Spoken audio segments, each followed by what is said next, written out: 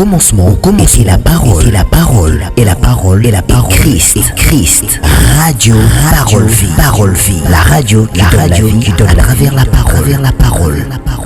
Mbote shalom bien-aimé dans le Seigneur. Mbote cher papa et maman, chers frères et sœurs, chers auditeurs et auditrices de la radio Parole Vie. Bande konanga basipe ya mibali. Baibe kuma ba pasteur, to pe évangéliste. Ote akasango malamu, nzela ko partager mateya ya radio Parole Vie. Na ba miga na bino, na ba jiga na bino bien-aimé dans le Seigneur. Au salut l'anzam. Comme le but, vous servirez l'Éternel votre Dieu, et ce Dieu-là vous bénira. Il bénira votre pain et vos eaux, il éloignera aussi la maladie.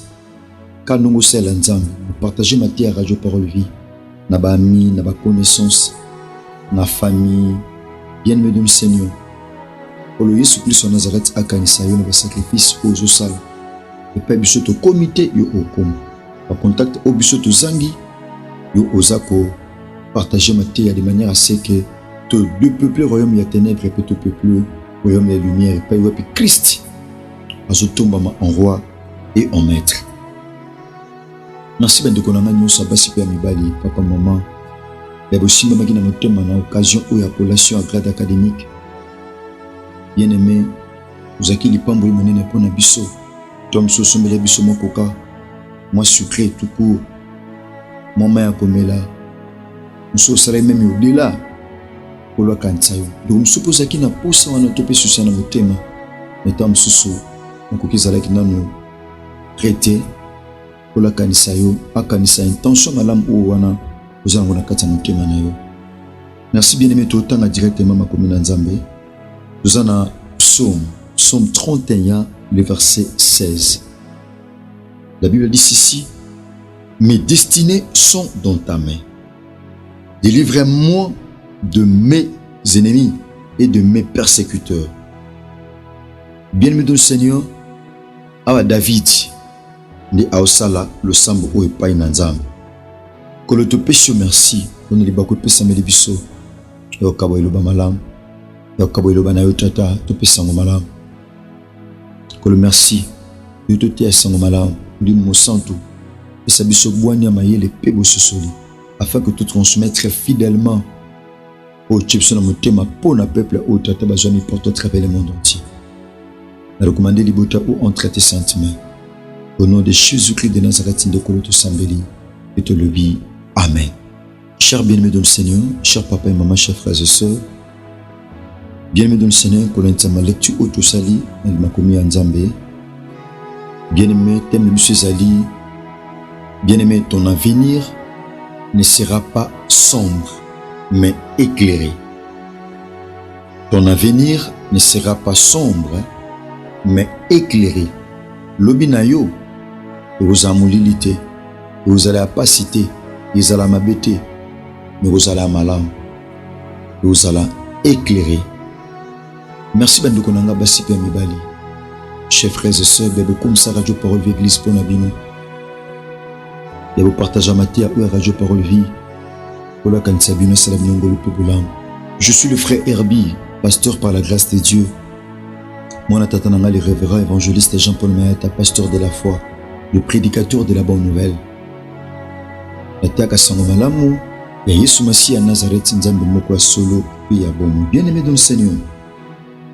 Ton avenir ne sera pas sombre, mais il sera éclairé.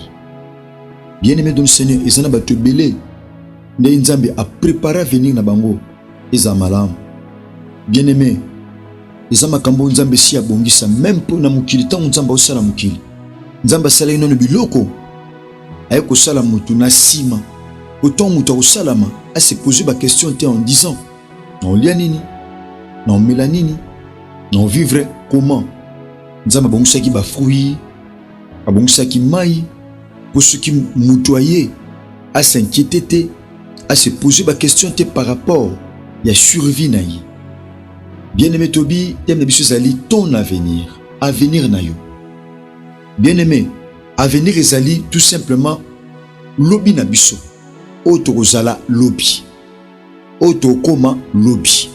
Auto Sala lobby. Avenir, Bien aimé na tango kala bato belé bande ko kosama et puis na ba magicien na ba wenzi un peu partout surtout na ba place publique. Au mona magicien le bina opesa le boko na yo na lakisa yo avenir na yo.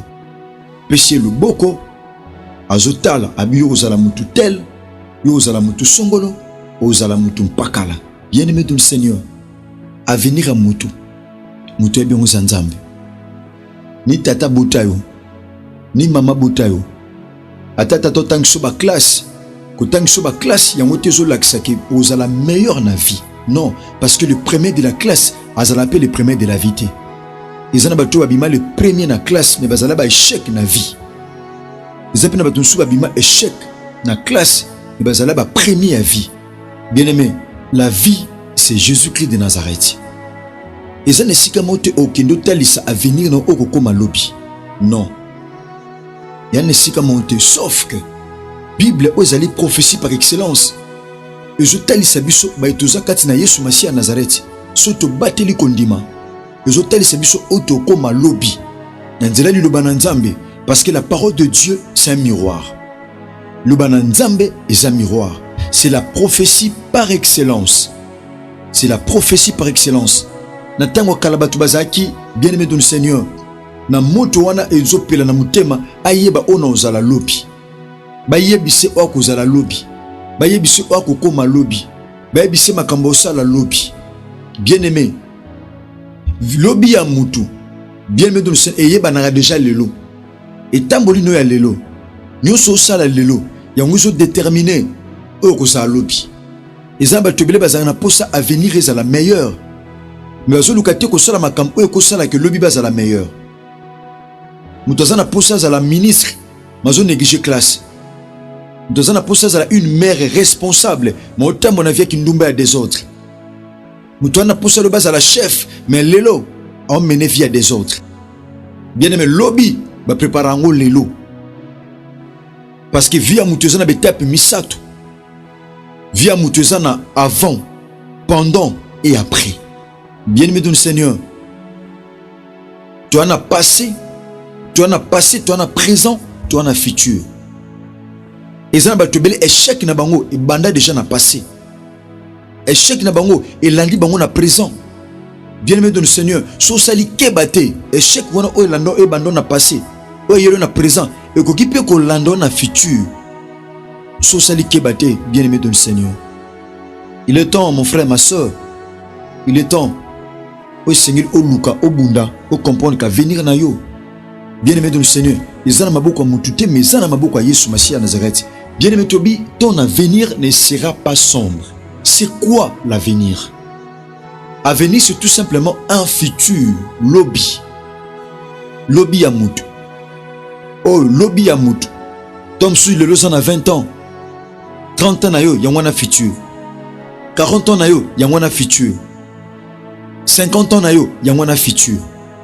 Donc ce qui va arriver, oeko melayo, oeko sala melayo, oeko kisa melayo.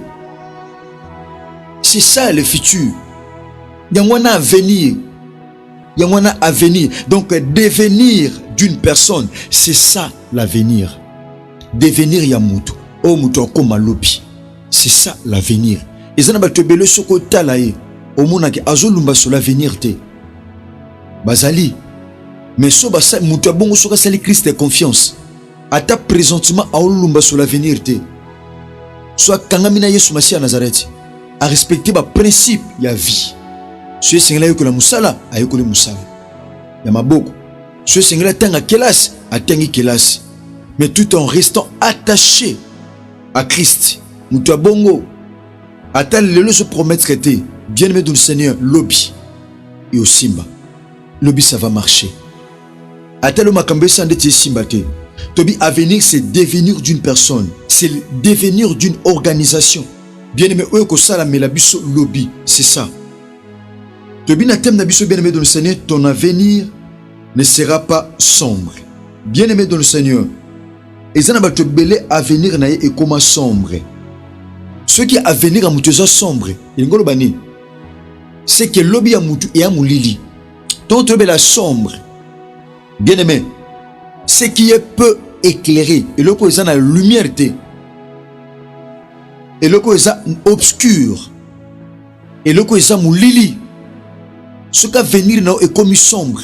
Bien-aimé de le Seigneur, batu ba omona ote succès ko mona ote esengo ko mona ote réussite et omona ote makambo ebele okozanango posa emona ote. Pourquoi? Parce que lobi na yo est sombre.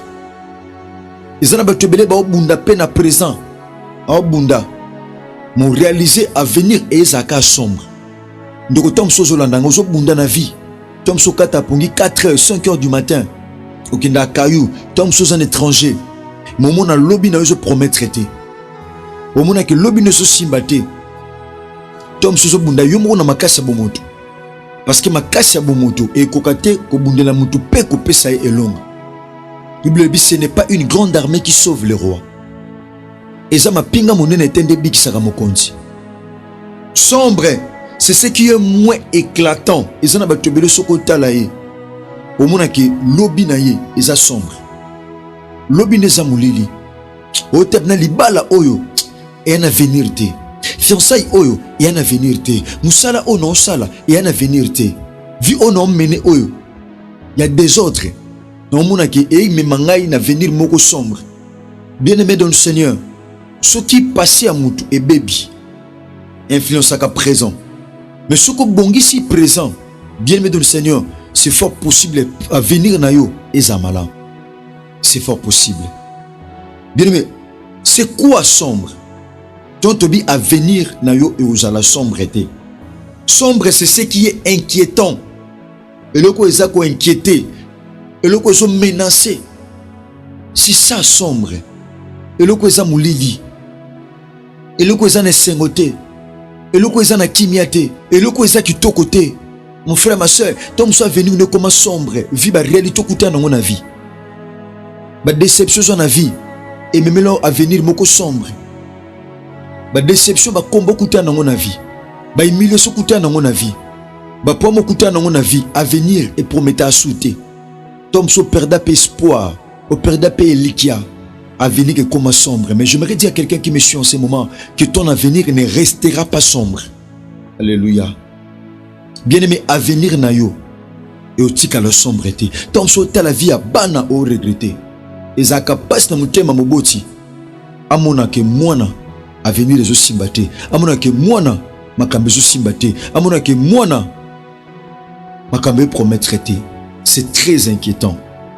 C'est très difficile. Bien-aimé, c'est quoi et le quoi est sombre? Bien-aimé, et le quoi est sombre? Et je le quoi est na chagrin.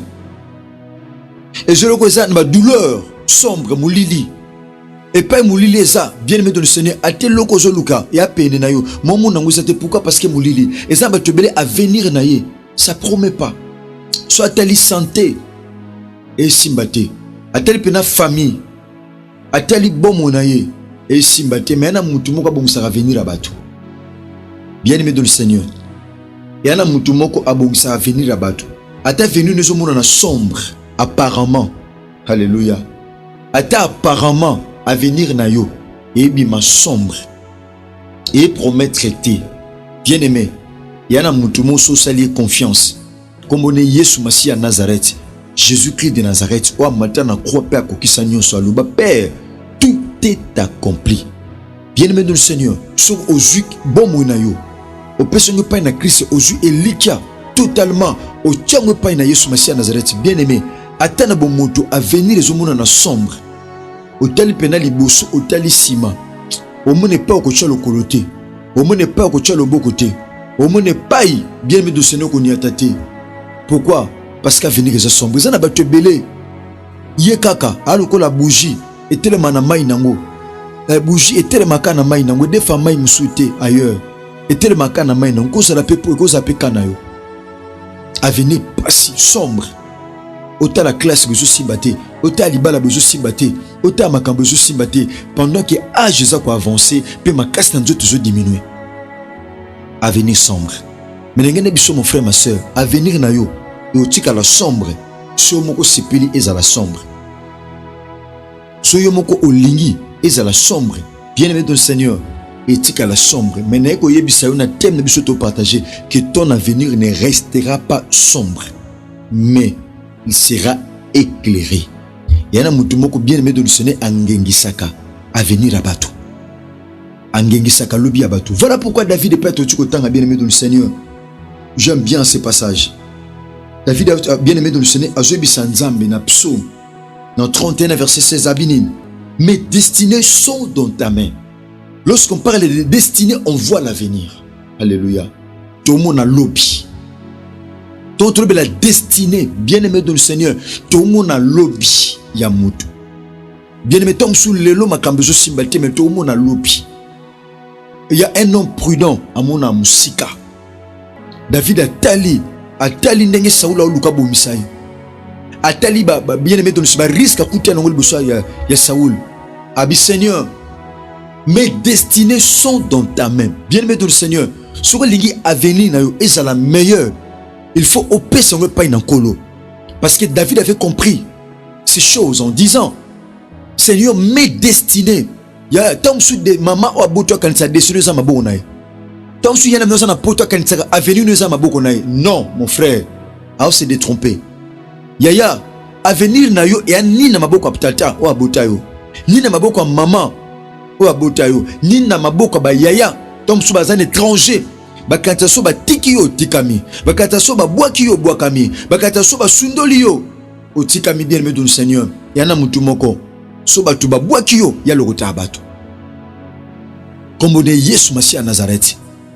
Bien aimé du Seigneur, kola quand termine lui cette introduction, le thème d'habitude ton avenir ne sera pas sombre mais il sera éclairé.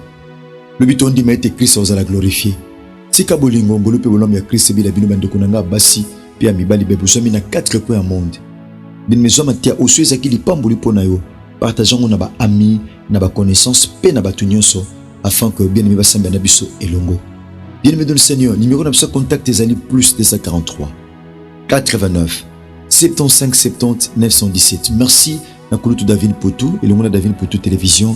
Merci Lutu David Poutou Kolo Yesu Masia Nazareth Nzambi a solo pe a bomo Nzambo tundimela asala binongo lope bolam. Merci l'ingénieur Chris Koundeng Enok DG Tika bolingo ngolo pe bolam ya Chris Bilabino. Merci, que Jésus-Christ de Nazareth vous bénisse. Au commencement, était la parole, et la parole, et la parole, et la parole, Christ, radio, parole vie, la radio qui donne à travers la parole.